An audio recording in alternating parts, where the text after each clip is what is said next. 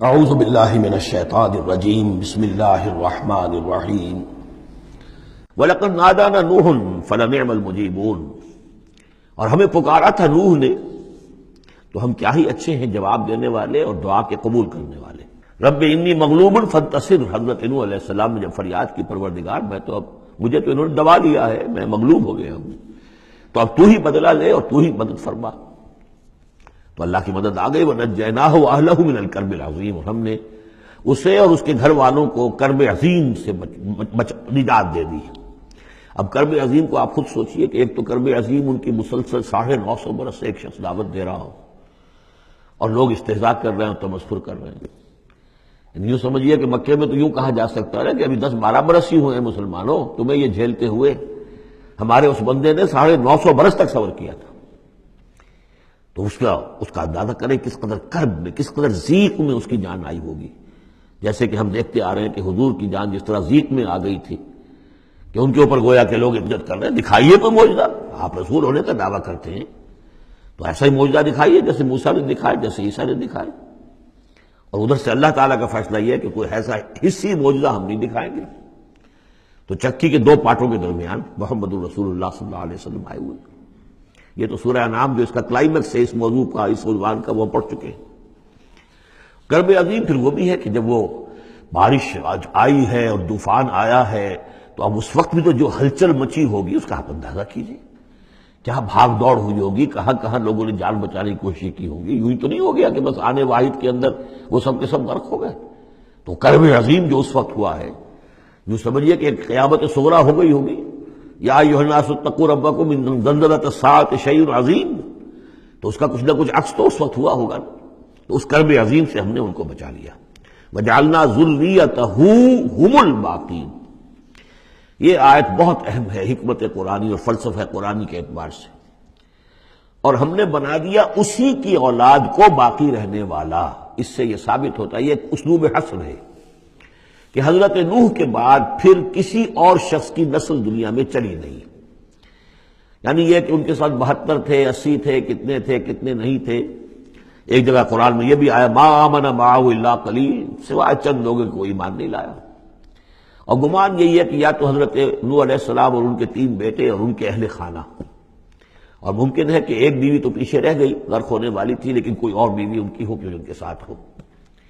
اور باقی یہ کہ ممکن ہے ان کے جو کچھ ملازم ہوں گے، خادم ہوں گے، بس۔ اور میرا یہ خیال ہے کہ ان پر کوئی ایمان نہیں لایا۔ پھر ظاہر بات ہے وہ خادم وغیرہ جو ہوتے ہیں پھر ان کے ساتھ تو اتنا اہتمام نہیں ہوتا کہ ان کی اولادیں بھی آگے چل سکیں، لہذا جو اولاد چلی ہے وہ صرف حضرت نوح علیہ السلام کے 3 بیٹوں سے۔ گویا کہ نسل انسانی جو ہے، اب دنیا میں جتنے انسان ہیں وہ حضرت نوح علیہ السلام کے 3 بیٹوں کی نسل سے ہیں، سام، حام اور یافس۔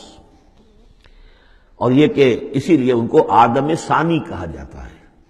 آدم اول تو حضرت آدم تھے، انہی سے نسل چلی انسانی، لیکن ابھی جو ہے جو میرا اندازہ تقریباً 2000 برس کا ہے، اس 2000 برس کے عرصے میں اسی علاقے میں آبادی ابھی ہوئی ہے، ابھی آبادی اور ادھر ادھر پھیلی نہیں تھی۔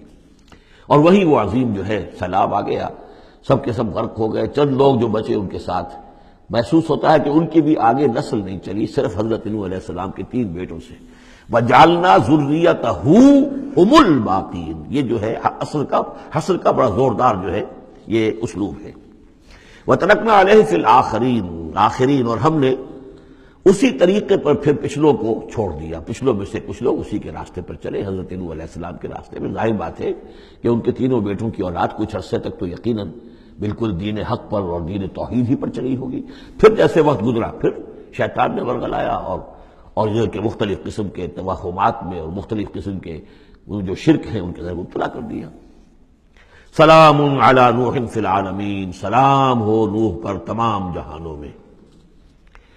انا کذالک نجزی المحسنین، اسی طرح ہم بدلہ دیتے ہیں اپنے محسن بندوں کو، وہ بندہ جو درجہ احسان کو پہنچ گیا ہو، اسلام، ایمان اور پھر سب سے اوپر احسان۔ انہ من عبادنا المؤمنین، یقیناً وہ ہمارے مومن بندوں میں سے تھے۔